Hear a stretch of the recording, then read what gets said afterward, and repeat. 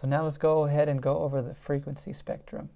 So here we have track number 1, and if I want to know what frequencies are playing in any of the sounds in track number 1, I can do that using a spectrum analyzer tool.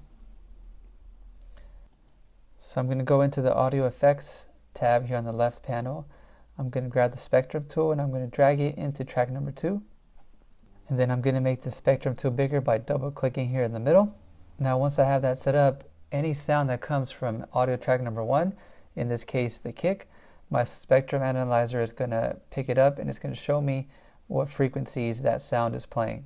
So let's go ahead and take a listen. I'm going to solo this first track. This blue wave here represents the sound of the kick. So essentially the spectrum analyzer measures two things. It measures volume and frequency. So first, the volume of a sound is measured in a unit called decibels, or dB for short. So the higher the sound wave hits, the louder in volume it is, and the lower the sound wave hits, the lower in volume it is. The second thing the spectrum analyzer measures is frequencies. They are measured by a unit called hertz, or Hz for short. Where volume is measured up and down, low to high, frequencies are measured horizontally, left to right. The human ear can hear anything between 20 hertz to 20,000 hertz. Anything below or above that is inaudible to the human ear. The higher the frequency measures in hertz, the higher the pitch, and the lower it measures, the lower in pitch. And along this spectrum analyzer, the right side is where you'll find the higher pitches, and if you go towards the left side, you'll get lower in pitch. So let me go ahead and play the kick again so we can analyze it. So once again, this blue wave represents the sound that's being played. As you can see, this kick is playing sounds all across the spectrum, but it's dominant or louder in this section down here, which is the lower section.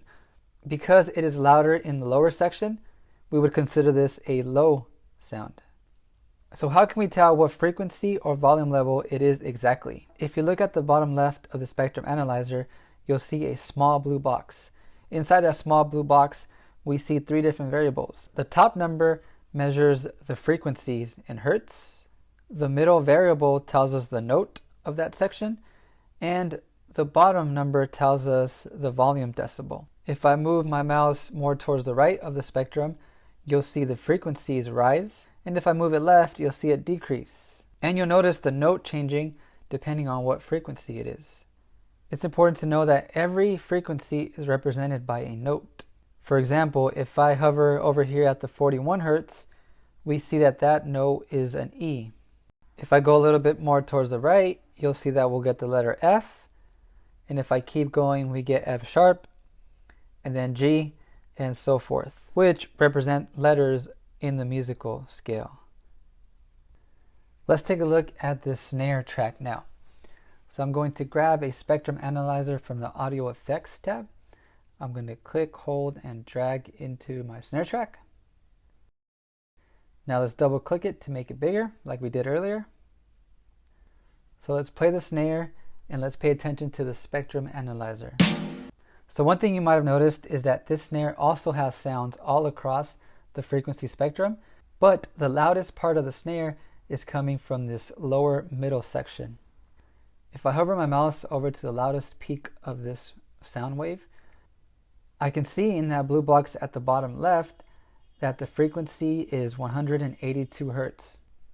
And right below that, I can see that this is the note of F sharp.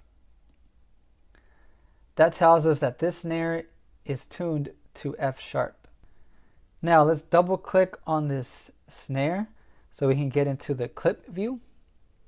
So now we have our clip view here at the bottom left. As I mentioned in lesson number 1, in this clip view you can change different aspects of the individual sound, in this case the snare. And two of those things that you can change are volume and pitch. So let's go ahead and try to change the pitch of this snare sound and see what happens. So the way we do this is we're going to go into the transpose section. You click the transpose and then you move your mouse up to pitch it up. All right. So now I have transposed this sound up. which means I have changed it to a higher pitched sound. Alright, so let's switch over from the clip view to the audio effects section on this bottom right corner. Let's pull up the spectrum analyzer and play the snare again. As you can see, the highest peak of this sound is now at a higher frequency. So if I were to hover over the loudest peak, we can see that it's now 466 Hertz, and it is an A sharp. Alright, so let's see what happens when we pitch it down. So let's go back to the clip view. I'm going to go back to transpose, click on transpose and move my mouse down to transpose it down. And let's go back to the audio effects section to pull up our spectrum tool. Now let's play the snare and see what happens. Now our snare is more dominant in these lower frequencies.